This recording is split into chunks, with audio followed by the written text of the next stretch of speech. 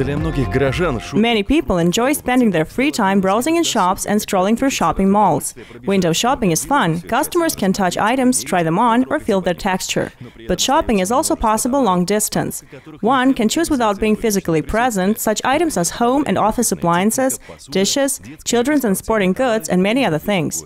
Besides, fast-paced modern life does not leave much time for leisurely shopping. Online stores aren't news, but buying several items at once often means leaving requests and paying on different websites and deliveries from different carriers. Wikimart decided to optimize the shopping experience by collecting all goods in one space.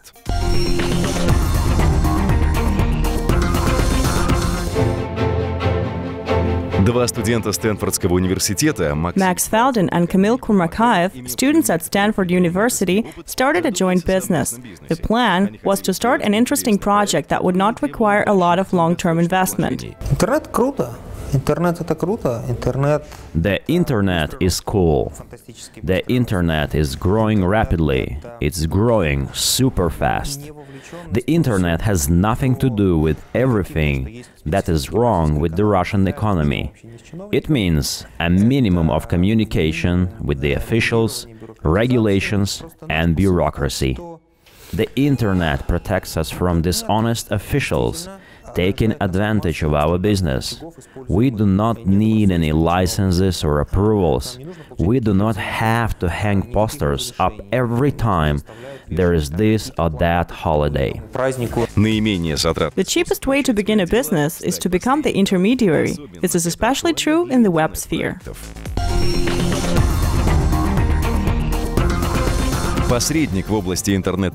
Intermediary in e-commerce are online sites that help bring together different parties, such as buyers and sellers, making sure more contacts are established and more deals are made.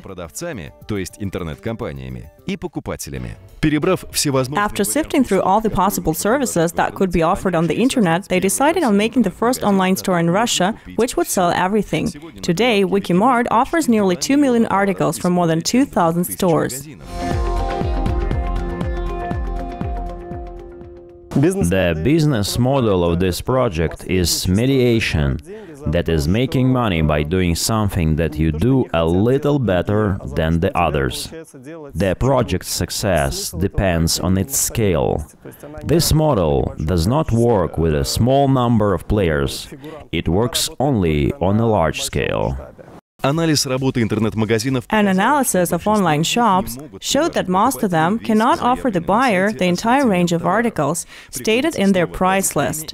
Often, the buyer has to look for the desired article in other online stores. The Wikimart founders decided to gather all the articles from other stores, assuming this would be profitable for those stores and make shopping less time-consuming and safer.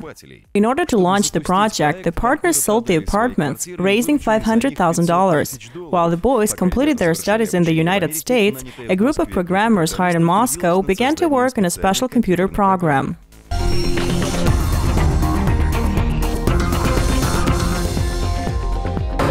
Два предпринимателя, Ларри и Сергей. In the beginning of the 21st century, two young entrepreneurs, Larry and Sergey, both students at Stanford University, rented a garage that belonged to one of their aunts to write a computer program, which later turned into Google. The aunt had a friend, one of the most successful investors in the valley. When visiting her, he avoided meeting those jokers, afraid they would ask him for money. Later, he regretted that he had not met them earlier and had not invested into them. However, the project required additional investments for further development. While still at Stanford, Maxim and Kamil got in touch with the venture community and looked for support for their project. They decided to seek financing abroad. Nobody wanted to invest several $million in the project. The venture business is based on reputation, but the boys were too young. However, they had a motivated team, and the business angels believed them. One of the first to finance Wikimart was the well-known entrepreneur Alexander Galitsky. They came to us with a business model we thought would work. This kind of model does not demand a lot of logistics. Besides, they created opportunities for other online shops, because basically what they were going for was an online supermarket, right? The business model and the idea appealed to us. That's why we decided to risk the angel money on these guys. Despite the initial difficulties, the partners managed to attract angel investments of around $670,000 during the first year. Now they had to fill the shelves of the virtual store with goods. To get buyers, you need a shop. To get a shop, you need buyers. We didn't know how to launch the project, but we found an easy solution. We started selling goods on our own, attracted some buyers, and then began to attract shops little by little, taking our goods off the market bit by bit. And that's how we got to the point of being just a marketplace. It seemed they had it all: a great idea, motivation, a team, and a startup budget. But they lacked one important thing: they had no experience of running a business in Russia.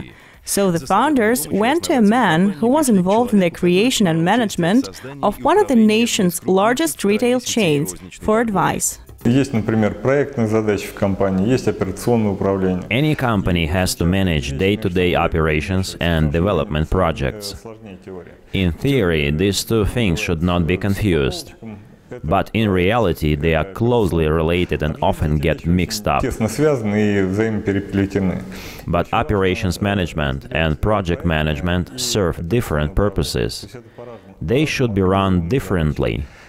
Identifying such differences, finding best formats for each is an example of the topics we work on. The Wikimart model functions in the following manner. Shops want to attract new customers and are willing to pay a commission of 2 to 9% for that. After taking an order, Wikimart connects with the shops to confirm the order. The shop delivers the purchase to the buyer and at the end of the month pays the agreed commission to Wikimart. If the buyer rejects the goods, the commission isn't charged. Building the technological platform for Wikimart was the hardest part. Search engine optimization was the main channel of bringing customers to the website. This marketing technique helps organize web pages in order of relevance. For Wikimart, the key page is the product page. Here, too, there are some nuances. The model name can be in Cyrillic or Latin letters, or both. Search engines are developing all the time, and Wikimart's platform shouldn't lag behind. A key factor in retail is the speed of feedback. Online retail demands an even speedier feedback. The efficiency of decision-making is crucial to successful retail and online retail in particular. Wikimart's audience is estimated currently at 150,000 hits a day. This means the site needs to run smoothly. Many stores update prices and collections daily, and sometimes even several times a day. This means Wikimart's info needs to be constantly updated. Smooth synchronized collaboration requires special knowledge and technology. If you make a mistake, tomorrow the product will be gone and you will not be able to make up for your loss. Therefore, the most important thing is to learn to make quick decisions. These decisions need to be timely and thought out. There's no secret to it, no talent involved. You just need to get a whole set of things straight. The investors supervised the development of Wikimart company. In December 2009, the representative of Tiger Global, the American venture fund, offered Wikimart money for further development and expansion. In the spring of 2010, the fund invested $5 million in the project, and a year later, another $7 million. Tiger Global took note of the competent team of angels who helped the team to take the first steps, and that the company is developing according to the plan. At last but not least, the business model. The same one has been very successfully implemented in Japan by the Rakuten company. But the success of the project wouldn't have been possible without professional marketing. There was no money for expensive TV advertising, and the company had to find other ways to promote its website and attract customers. They settled on contextual advertising on the internet. Internet bots were created and put to work, making pop-up ads on internet pages' margins. When it comes to telesales, it is important that the callers are not too annoying and pushy, but they should be annoying enough for the people to remember them. Russia is difficult in this respect. People here are not very open. They tend to get suspicious and think someone is trying to trick them. So it is important for the caller to find the perfect mix of pushy and polite. Currently, the company employs about 260 people, and 110 of them work in the customer support service department. About 60% of the orders are confirmed by phone, so the personnel must not be only polite, but also able to help the buyer choose the product they need. The founders of the company confess that the lion's share of the money is spent on salaries, staff training, and the development of a new attitude and new service culture in personnel, which is really untreated ground in Russia. The new service culture needs fresh, promising people. Currently, around 7 or 8 people apply for each vacancy in the company. Maybe we are being pretentious, but we believe that if Wikimart will be successful and if a lot of people leave Wikimart, it's no big deal. They will leave to build other businesses in other areas. Wikimart is, well, sort of new turf, and eventually a new culture will grow out of it. According to experts, Wikimart may become one of the major players in Russian e-commerce by the end of 2011. Sales will reach $15 to $20 million a month. The founders think these figures are temporary, though, and expect to reach a turnover of hundreds of millions of dollars in the long term. We've got a very big task on our hands. The annual volume of the whole Russian trade is $500 billion. The internet trade takes $7 billion, and that is 1.7%. And this 1.7% should turn into 20%, maybe 25% in the next 10 years. But this will not happen on its own. We are going to have to work hard to make it happen. Competition in this segment of the internet market has only started, and there are no clear-cut leaders. But soon the Russian-speaking web users will start massively shopping on online stores.